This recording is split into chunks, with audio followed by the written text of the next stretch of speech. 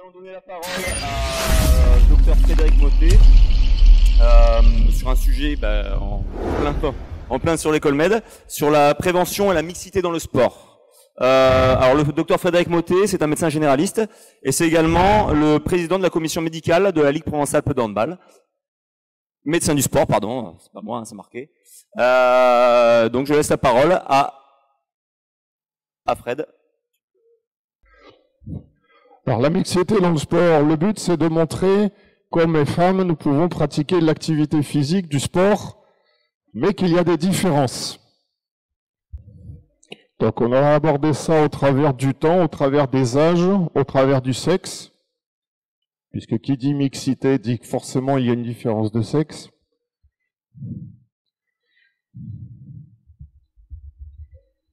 Le but n'étant pas de mettre en avant l'élément masculin par rapport à l'élément féminin, mais vous comprendrez bien que les deux catégories n'évoluent pas forcément au même niveau. Et le but, c'est de trouver pourquoi on doit comprendre que toutes et toutes, nous pouvons pratiquer le même sport, mais pas forcément dans les mêmes conditions. Nous devons tenir compte donc de l'espèce humaine au travers des âges, par le biais aussi du sport, chaque sport et chacun ayant ses spécificités générales, génétiques. C'est un voyage, donc, comme je vous expliquais, court autour du sexe qui part de l'enfance, de la petite enfance à l'adolescence, puis à l'âge de maturité et vers le déclin. À un moment donné, il faut comprendre que nous vieillissons et que la qualité du sport que nous pouvons pratiquer, quel que soit le sexe, s'en ressent aussi. On n'est plus aussi performant à 40, 50 ans qu'à 20 ans, voire plus tôt. C'est ce qui fait que les femmes et les hommes sont différents et parfois égaux. Mais parfois, il y a des différences au grand âme, comme j'ai dit, de notre ego personnel. Il faut savoir, quand je vois des gens qui font Marseille-Cassis et que j'ai des copains qui courent et qui se font doubler par des nanas et qui essaient d'accélérer pour les rattraper, ça me fait bien rigoler. Laissons-les partir, elles sont peut-être plus entraînées que nous. Nous arriverons après, mais au moins on arrivera entier. Voilà. Donc le but, c'est de voir la physiologie du sport qui est différente dans les deux sexes. L'évolution des mentalités aussi, c'est une notion qui est intemporelle. Si on se base dans les siècles précédents, voire encore plus loin, la femme pratiquait pas tant de sport que ça. Le premier marathon féminin a eu lieu dans les années 70. Je vous rappelle que le droit de vote des femmes a eu lieu juste après-guerre, etc., etc., etc. Notre évolution socio-culturelle a beaucoup et longtemps mis en avant l'être masculin. L'être féminin arrive. Après, nos politiques veulent faire la parité. Ça, c'est un autre débat. Voilà. On voit pas souvent des femmes bûcherons et on voit pas souvent des sages-femmes hommes. Mais c'est bien, on en voit. Voilà. Donc, le garçon et la fille au travers des âges, ça change. Dans l'enfance, le garçon, souvent, c'est ce que je signale, était beaucoup plus dehors. C'est une coutume.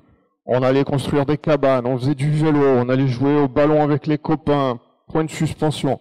La fille était plus casanière, on jouait à la poupée, on faisait des choses de ce type-là, des jeux de société. C'est socio-culturel. Voilà. On va revenir au temps préhistorique, parce qu'il faut savoir que dans notre cerveau, on a 3 parties du cerveau, et il y en a un qui s'appelle l'archéocervelet. C'est ce qui favorise l'équilibre, les choses de ce type-là. L'homme, lui, à la préhistoire, ou à peu préhistoire, partait à la chasse. Partir à la chasse, ça veut dire avoir des notions de repère et d'espace dans le temps. On partait, on allait chasser le mammouth, on allait chasser d'autres animaux, donc il fallait faire des kilomètres, il fallait aussi pouvoir revenir à son point de départ. Il fallait physiquement et physiologiquement être capable de courir, capable de tuer une bête et capable de revenir à la maison. La femme, elle, élevait les enfants, faisait la cueillette. Il y a eu après les premiers temps agricoles où il fallait garder le bétail, il fallait commencer quelques petites cultures, ce qui fait que ça rejoint notre idée au jour d'aujourd'hui que l'homme a plus de notions d'espace et la femme plus de notions de terre à terre. Ça se retrouve aussi dans le monde sportif. Et c'est très important de savoir que à cause de ça aussi, les hommes dans certains domaines sont plus performants que les femmes, et dans d'autres domaines, les femmes plus performantes que les hommes. Après, selon certaines activités, elles arrivent à nous égaler et à nous dépasser. Voilà, mais ça va dépendre du sport pratiqué aussi. Les différences donc dans les aptitudes physiques et aussi au niveau du mental. Là, je vais avoir du mal à lire.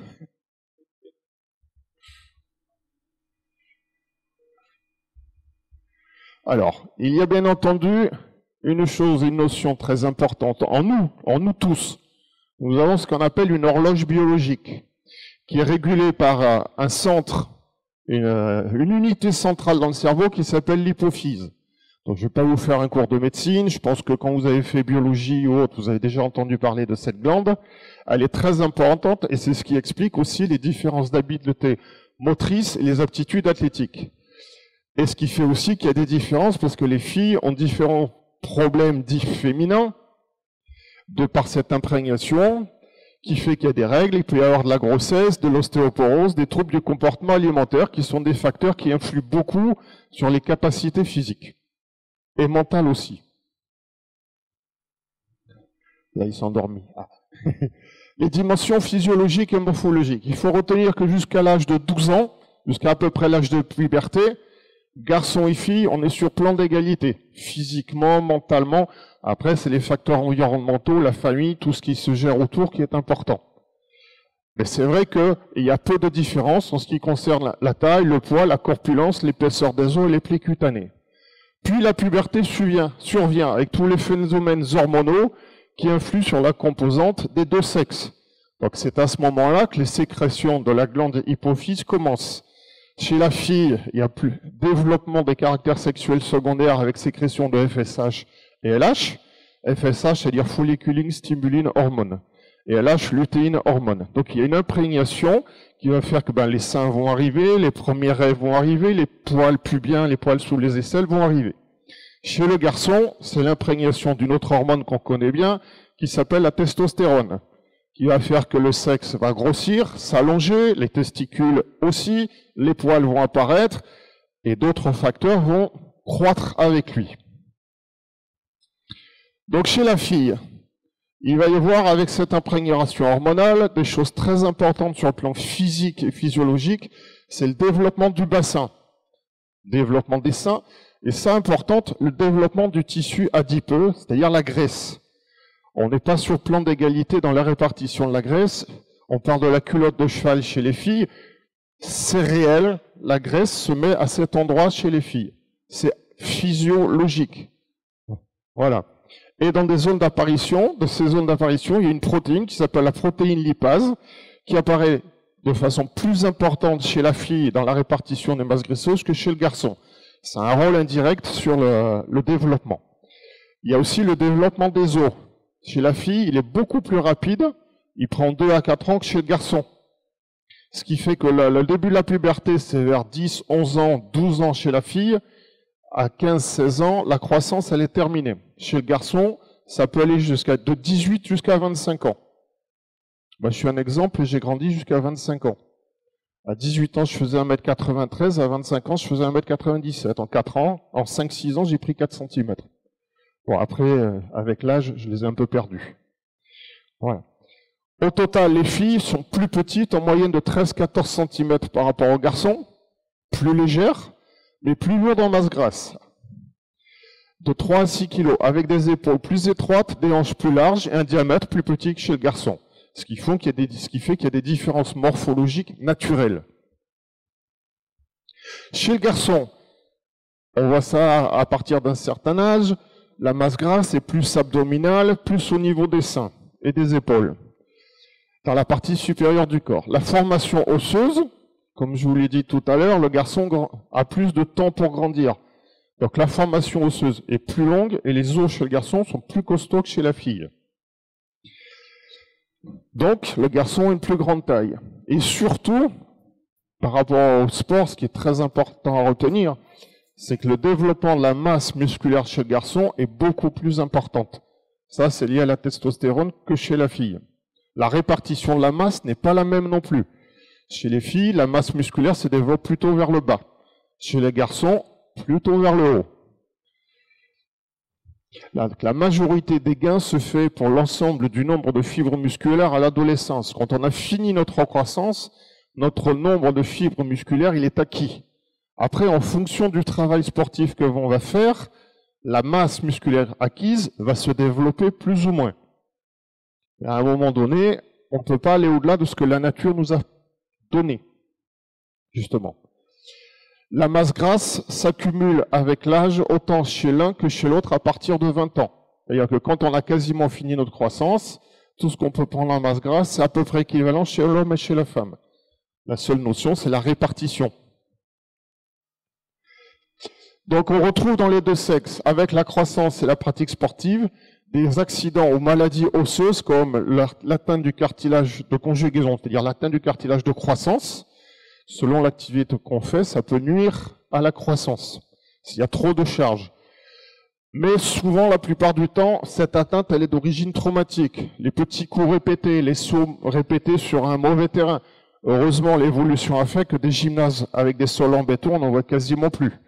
Des terrains, des stades avec des sols très durs, ça a quasiment disparu. Ça, c'est l'évolution qui fait que c'est très important pour nos organismes, surtout chez les jeunes. Si je prends l'exemple du football, à une certaine époque, les enfants s'entraînaient sur un terrain stabilisé et les adultes sur la pelouse. C'est l'inverse qui aurait dû se produire dans le foot. Protégeons les enfants sur un terrain souple et le vieux, il prend un peu de plaisir et point, quoi. Le rôle qu'on a, il est très important pour nous, il est préventif. Ce que je viens de vous signaler. Les différences fait qu'on n'a pas forcément les mêmes blessures, pas forcément les mêmes capacités à se développer. Donc il faut être à l'écoute et savoir diminuer l'intensité, le volume d'entraînement, savoir entendre la plainte du sportif. Ça ne veut pas dire arrêter complètement. On peut tout à fait, si on a mal à un genou, travailler sur les épaules, travailler la ceinture abdominale, travailler le dos. Si on a mal à une épaule, on peut faire du vélo, on peut courir. Il y a une notion en médecine du sport qui a évolué, c'est qu'avant on disait tu es blessé, tu t'arrêtes, tu soignes, tu reprends, ça c'est obsolète. Tu es blessé, ok, tout ce que tu peux faire, tu fais. Si ça fait mal, ce qui fait mal, tu fais pas. Mais il est très important pour le développement physique, mental, et puis l'entretien quand on a passé un certain cap d'âge, de poursuivre dans cette direction-là. Les adaptations neuromusculaires. En raison d'une masse musculaire moins importante chez les filles, elles sont, et j'ai mis entre guillemets, plus faibles que les garçons, parce qu'en fait, la surface de section, leur fibre, est également plus petite au niveau des fibres musculaires. Par contre, pour la même quantité de muscles, la masse musculaire chez la fille est située sous la taille et chez le garçon au-dessus. Voilà. Le déterminant de la force, c'est la quantité de testostérone contenue dans l'organisme. Alors ça, c'est une notion à retenir aussi. Le taux de cellules graisseuses chez la fille est un peu plus important que chez le garçon. C'est physiologique. Il faut savoir que les cellules graisseuses fabriquent une hormone qui s'appelle l'œstrogène, en plus d'autres secteurs qui le fabriquent. Donc la fille aura forcément un taux de testostérone moins important que chez le garçon. Il y a une petite notion à retenir chez les gens qui se dopent, les culturistes par exemple, chez les filles, elles prennent de la testostérone et d'autres produits de ce type-là. Moi j'ai vu un cas où à force de prendre ce produit-là, le clitoris de la jeune fille s'est allongé de 10 cm. En fait, elle a pris des caractères sexuels masculins. Et elle a dû se faire opérer pour retrouver une anatomie féminine. L'adaptation cardiovasculaire. Garçon-fille, pour un même niveau d'exercice, les filles entraînées ont un débit cardiaque plus faible que celui des garçons. La chose à retenir, qu'est-ce que c'est le cœur? C'est un muscle. Donc, comme on l'a défini tout à l'heure, la masse musculaire chez le garçon se développe plus que celle de chez la fille. Donc forcément, à niveau égal, la fille n'a pas les mêmes performances parce que son cœur a un moins de développement naturel. Le volume systolique, c'est-à-dire la quantité de sang éjecté à chaque effort, est plus petit parce que ses dimensions cardiaques sont donc plus petites. Donc le volume sanguin est moindre. Donc forcément, l'adaptation à l'effort est moindre. Mais ça ne veut pas dire qu'elles ne peuvent pas se mettre à un niveau supérieur d'adaptation à l'effort.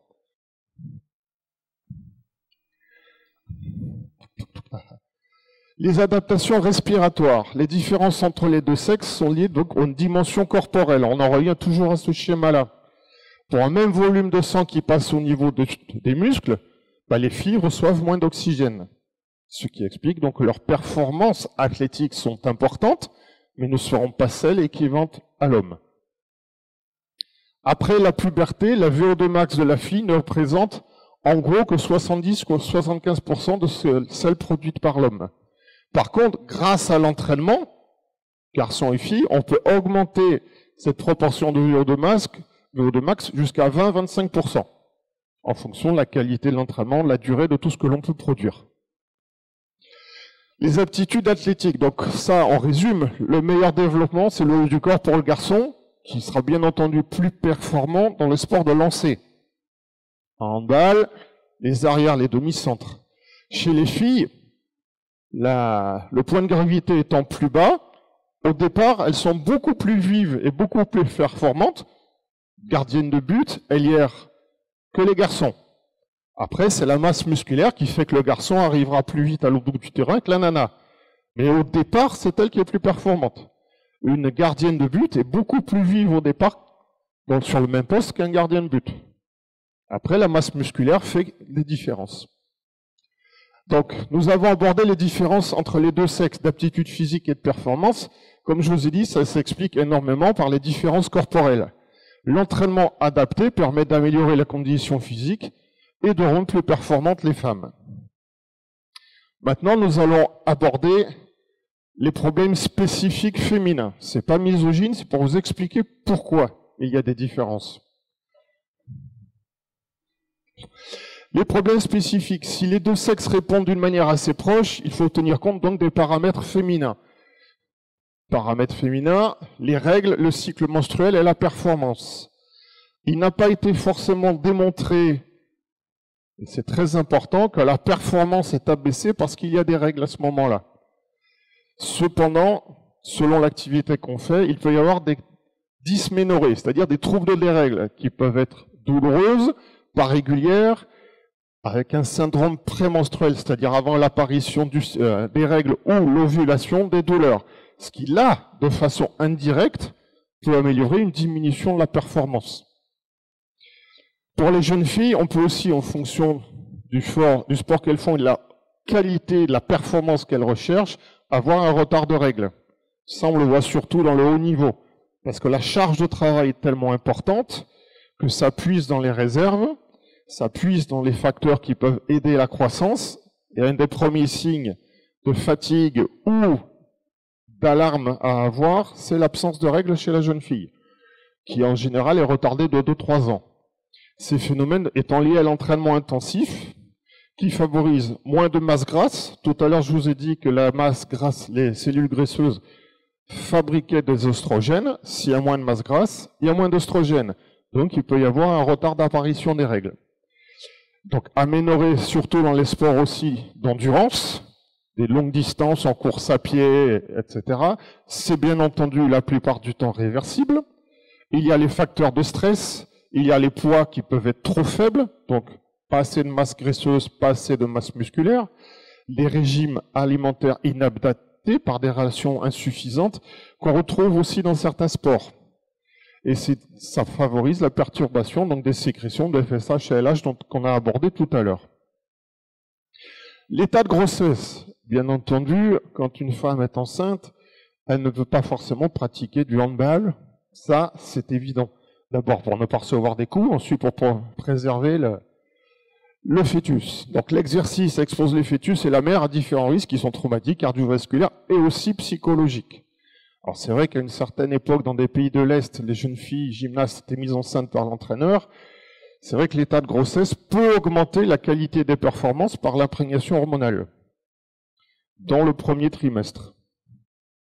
Après, une jeune fille peut tout à fait, dans le premier trimestre, faire du sport. C'est pas parce qu'elle a un rapport sexuel ce soir qu'elle est forcément enceinte, qu'elle doit s'arrêter de faire du sport dès le lendemain. C'est au bout d'un certain délai qu'il faut tenir compte de ces facteurs-là. L'ostéoporose, qui est liée au vieillissement, à la perte de minéralisation osseuse par insuffisance justement d'oestrogène. Si on fait du sport de façon intensive trop tôt, cette imprégnation n'y a pas lieu, donc il y a une ostéoporose qui peut être précoce. Paradoxalement, le fait de faire du sport peut protéger aussi l'ostéoporose. Donc il faut un juste compromis entre les deux. Voilà, ça peut favoriser une ménopause précoce. L'insuffisance, j'ai pas fini. Hop. L'insuffisance donc d'oestrogène aussi limite l'apport de calcium et ce n'est pas toujours réversible avec le retour des règles aussi. Alors, ça, chose très importante à retenir, les troubles du comportement alimentaire. C'est socio-culturel, c'est plus fréquent chez la femme que chez l'homme. C'est très important à retenir. Chez 10% des cas des filles, on trouve des troubles alimentaires de type anorexie et ou boulimie. On peut avoir de la boulimie et être anorexique. Les filles se font vomir. On trouve ça, hélas, plus chez les adolescentes et aussi en fonction de certaines activités où l'image du corps est importante à retenir. Les danseuses, la nage synchronisée, le culturisme, des sports aussi à catégorie de poids, boxe, jockey, équitation, etc. Et les risques de blessures et les risques psychosociaux sont majorés parce qu'on n'a pas le regard qu'il faudrait de la société vis-à-vis de nous et inversé. Les facteurs environnementaux, bien entendu, sont très importants. Un gymnase comme ça où on joue, il fait très chaud, les filles et les garçons, on n'a pas la même façon de transpirer. La chaleur, le froid, l'altitude, le débit sudoral, c'est-à-dire le fait de transpirer, c'est plus faible chez la fille pour un même niveau d'exercice, elle transpire moins que nous. Et il y a plus de panicules adipeux, c'est-à-dire de graisse en sous-cutanée chez la femme, donc elles sont a priori plus avantagées par rapport au froid. Mais comme leur masse musculaire est différente, ce qui fait ce qu'on appelle la thermorégulation, c'est le frisson. Le fait de frissonner produit de la chaleur, donc nous protège du froid. Si on a moins de masse musculaire, on frissonne moins. Donc en fait, paradoxalement, elles sont plus sujettes d'attraper et de se blesser dans une atmosphère froide que les garçons. Voilà. Donc au total, on voit qu'il y a des différences dans les deux sexes, que nous pouvons et heureusement pratiquer le même sport, le handball bien entendu. Le niveau de performance n'est pas identique, et pour cause, on l'a vu. Cependant, dans un cas comme dans l'autre, au meilleur de nous-mêmes, c'est savoir reconnaître nos limites. Ça, c'est très important pour pouvoir se surpasser, mais ne pas nuire à notre santé. Donc là-dedans, comme vous l'avez vu, j'ai pas parlé tout le temps de prévention. Il va de soi que quand on regarde les conditions anatomiques, les façons dont on doit exercer notre activité, la prévention doit tenir compte de tous ces facteurs-là.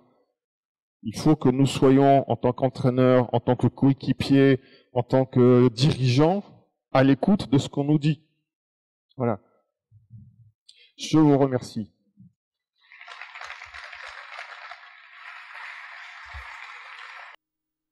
Alors, oui, bah c'est oui, je l'ai dit, oui. Alors, j'ai une question pour l'instant qui a émergé, peut-être que d'autres viendront avec le temps. On reste attentif.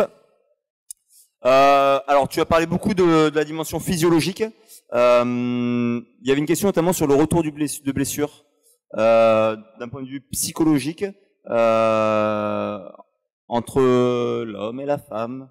Alors, dans les retours de blessures sur le plan psychologique, il n'y a pas de vraie différence entre l'homme et la femme. Sur ce plan-là, non. Il y a parfois des différences entre l'homme et la femme quand la femme revient de grossesse ou revient d'un état autre que la blessure pour reprendre son sport.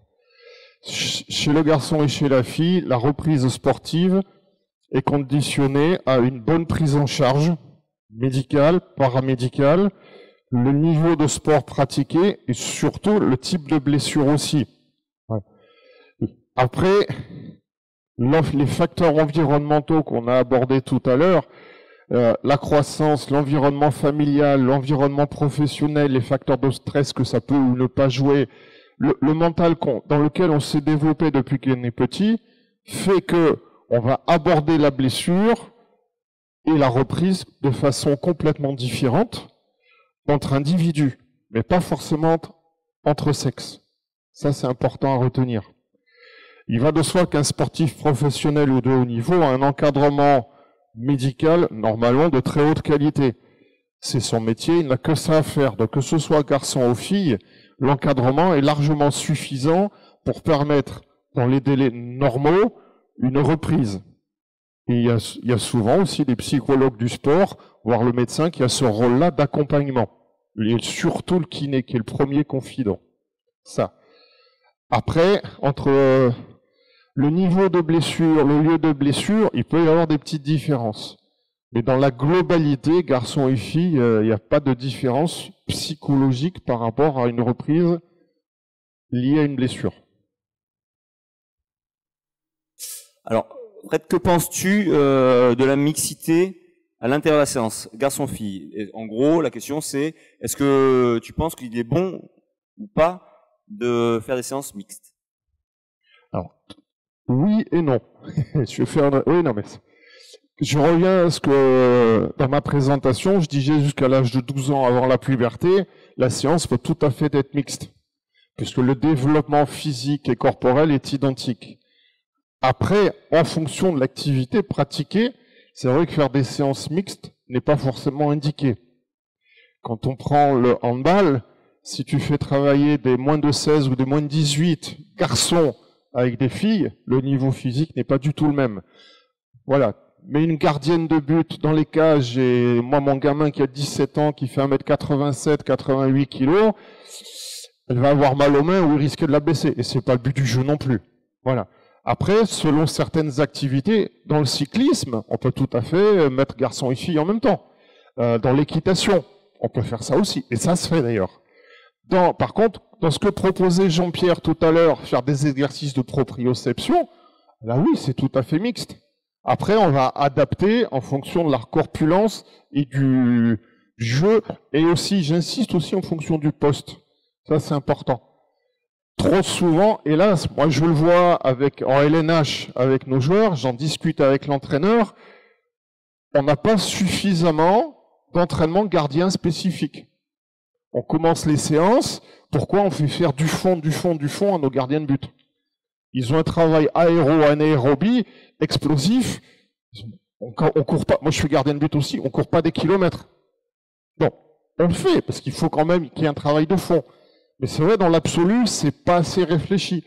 Il y a 2-3 ans, avec Didier de Samy, centre de formation, chose importante, que ce soit garçon ou fille, on a commencé par du travail de fond, on est allé sur le stade, tout le monde courait, puis au bout d'un moment, j'ai dit à Didier, mais tu n'as pas un petit problème là? Il me dit, lequel? Combien tu as de gauchers dans ton équipe? Il y en a 5. Pourquoi tu ne les fais pas tourner dans l'autre sens? Tu favorises toujours le travail du droitier. Il fallait courir un peu dans l'autre sens. Tous les gauchers m'ont fait ça en rigolant. Et c'est vrai, il faut tenir compte de ces facteurs-là. Voilà. Le pivot n'a pas la même puissance et la même rapidité de course qu'un ailier, ce qui est normal. C'est pas le même rôle. Donc là, éventuellement, les exercices sont adaptés. À adapter. Alors, une question d'un entraîneur qui est spécialisé sur les moins de 12 ans. Il constate de plus en plus de problèmes au niveau des talons de ces joueurs. Alors, quelles peuvent en être les raisons et surtout, quelle prévention? Alors, c'est vrai, ce qui est signalé, c'est judicieux. On voit souvent des problèmes de talons chez les enfants parce qu'ils ne savent pas courir comme il faut. Hein? Parce que la notion d'espace et de corps est en train de se développer énormément. Donc c'est à ce moment-là où justement il faut travailler la course, aller plus sur la pointe, le déroulé du pas, et pas courir à plat comme on a un peu l'habitude. Ça, chose très importante aussi, ça m'est arrivé même avec des joueurs de très haut niveau de LNH, le chaussage. On vient pas avec les baskets de tous les jours faire du sport. Le hand, il y a des baskets spécifiques. Le volley, il y a des chaussures spécifiques. La course à pied, etc. Et heureusement, l'évolution de nos fabricants de chaussures fait que on gagne énormément en qualité. Donc c'est très important de faire passer ce message-là, d'avoir des bonnes chaussures. 1. Et 2, on est en période de croissance. Donc il faut bien informer les parents que la pointure sur quelques semaines ou sur quelques mois évolue aussi. Donc la petite basket qu'on a achetée fin août parce qu'elle est en solde, en promotion, souvent en novembre elle est obsolète. Non pas parce qu'elle est usée, C'est parce que le pied, il a grandi. Et si le pied et les orteils se retrouvent rétractés et que ça fait mal, on a tendance à marcher beaucoup plus sur le talon.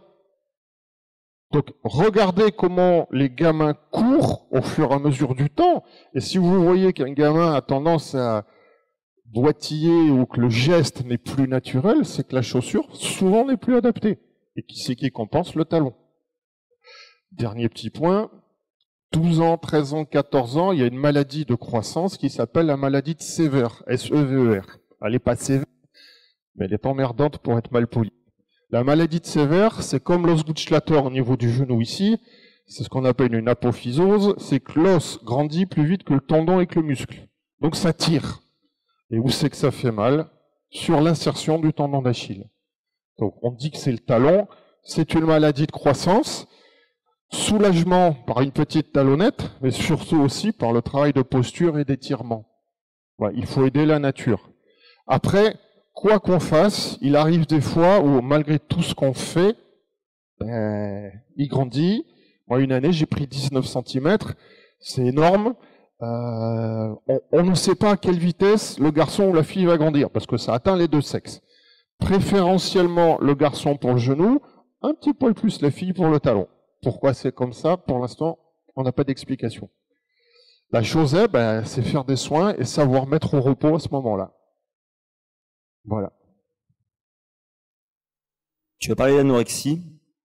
Quel est le rôle? Alors, si on détecte un joueur, une joueuse qui serait sujet à l'anorexie, quel rôle de la part de l'entraîneur et quel risque pour la joueuse? Le rôle de la part de l'entraîneur, il est majeur. Parce que là, c'est, comment dire, le nouveau confident, parce que par rapport aux parents. Donc c'est être à l'écoute et observer. Quand on voit une jeune fille qui, en début de saison, fait, 38 kilos, une jeune, hein. Et puis au fur et à mesure, on la voit les joues qui se creusent un peu. Elle n'a pas l'air de grandir alors que les copines à côté ça monte. Faut écouter simplement. Et là, on s'aperçoit qu'il y a des troubles du comportement alimentaire. Il faut en parler avec elle, simplement. Comment tu es, comment tu vas, et savoir discuter, voire l'orienter. Est-ce que tu en as parlé à ton docteur? Faut pas dire est-ce que tu en as parlé à tes parents. Les parents, c'est l'interdit tout le temps. C'est essayer de trouver, est-ce que tu en as parlé aux copines? Point de suspension. Et si vous vous apercevez qu'à un moment donné, elle a la tête qui tourne parce qu'elle s'entraîne, elle est pas bien, elle part quelques minutes, on s'aperçoit qu'elle a été vomir, c'est qu'elle va pas bien. Dans ce cas-là, il faut convoquer les parents, dire il y a un petit souci, il y a un problème, pas parler d'anorexie, c'est pas votre rôle. Dire que vous sentez qu'elle est fatiguée, qu'elle est pas bien en ce moment, et demander à ce qu'elle soit orientée vers son médecin traitant pour, entre guillemets, faire une prise de sang. Et à ce moment-là, nous sommes là, on l'envoie, qu'est-ce qui se passe? On met les parents dehors, et on discute avec les jeunes filles. Tu es amoureuse, tu as un problème, tu te sens pas bien. Et là, il y a un bilan psychologique, un bilan sanguin, tout un tas de choses d'autres à faire. Voilà. Et le rôle, il doit s'arrêter là. Vous n'êtes pas médecin, vous n'êtes pas psychologue, sauf si c'est votre cas, ça arrive. Dans ce cas-là, il faut informer. Mais informer à juste titre qui? Quoi? Quand? Comment? Ne pas hésiter à poser des petites questions aussi, indépendamment de la présence de la jeune fille, ou du garçon, ça peut arriver, c'est rare chez le garçon, mais ça peut arriver aux copines. Comment tu la trouves en ce moment? Elle sort avec vous, elle va au cinéma, ah ben non, elle se renferme, etc. Et là, oui, il faut vite ouvrir une porte avant que ça plonge. Très important. Si on sait qu'elle est diagnostiquée anorexique, oui, après, il faut qu'il y ait un suivi médical. Voilà. Alors, à partir du moment où elle vient et il n'y a pas de contre-indication médicale ou de certificat, il faut continuer. Maintenant, si la jeune fille, sur place, quand elle vient, elle perd connaissance, elle va vomir, elle n'est pas bien, on convoque les parents, on convoque un des dirigeants. On est là, nous aussi, dirigeants. On vient, qu'est-ce qui se passe? La jeune fille n'est pas bien, on l'interdit d'entraînement. Ouais. C'est pas la peine de la mettre en danger et de se mettre nous aussi en danger. Donc on l'interdit d'entraînement. Je dis, tant que moi j'ai pas un certificat médical qui dit que tu peux t'entraîner, hop. Voilà. Et savoir dialoguer, parler aux parents, à la jeune fille, etc. Ça c'est le plus important. Ne pas isoler la jeune fille. Surtout pas. Ça, c'est le garçon ou la jeune fille. Hein. On va rester dans la mixité, les deux. D'autres questions? Vis-à-vis de quelque chose, je pense, qui est assez fréquent dans nos pratiques, l'apparition de la maladie d'Osgood.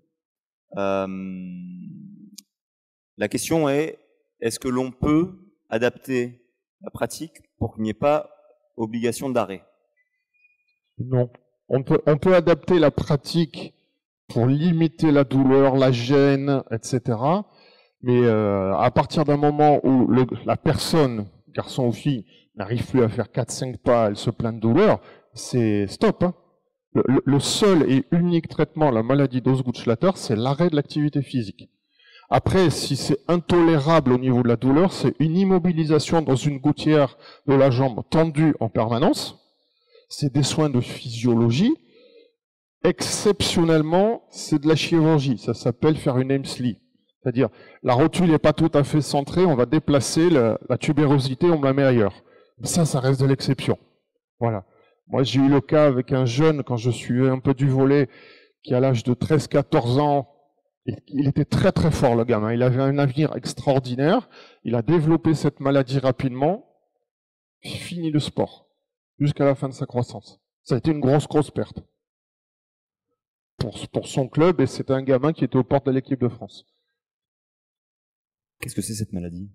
Alors la maladie d'Osgood-Schlatter, quand vous représentez le genou dans l'espace, donc vous avez en haut, en bas, à droite, à gauche, vous avez le quadriceps, la rotule, le tendon inférieur de la rotule, qui est le seul tendon qui relie deux os entre eux, et entre la rotule et l'insertion sur le tibia, il y a ce qu'on appelle une apophyse, une petite excroissance, qui contient un cartilage de croissance, et c'est là que se fixe ce tendon.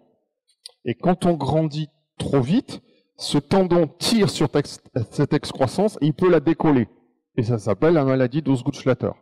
L'autre versant que j'ai eu moi quand j'ai grandi, ça s'appelle la maladie de Seydig-Larsen-Johnson. C'est la même chose au niveau de la rotule. Voilà, ça tire. Le danger, si on force trop, si on n'est pas à la coupe de son corps, c'est que ça pète. Et la rotule, elle remonte. Et là, il n'y a qu'une opération envisagée. Voilà. Ça reste de l'exceptionnel, ça. Voilà. Ça arrive. Ouais. Le seul et vrai traitement, c'est arrêt de l'activité physique. Hein. Mettre une poche de froid. Alors après, la durée de l'arrêt de l'activité physique, ça va d'une semaine à plusieurs années. Il n'y a aucun schéma fixe. Donc, on dispense de sport en moyenne nous 15 jours, 3 semaines. Et on dit, avec les parents, il faut réévaluer la douleur. Si au bout de 3 semaines, il n'y a plus de douleur du tout, reprise d'activité. Et ça peut marcher 6 mois, 1 an, 2 jours. Les symptômes, c'est de la douleur. Ah, c'est une douleur, je la souhaite à personne, hein, c'est comme un coup de poignard, plus ou moins permanent. Alors, là, désolé, ce sera la dernière question, hein, c'est particulièrement intéressant, Fred. L'asthme, comment gérer les jeunes asthmatiques? Alors, l'asthme, c'est différent. Au jour d'aujourd'hui, il y a 2 types d'asthme. Et parmi les 2 types d'asthme, il y en a un qui a été défini en 4 catégories. Premier type d'asthme, c'est l'asthme d'effort, qui n'a rien à voir avec un asthme allergique.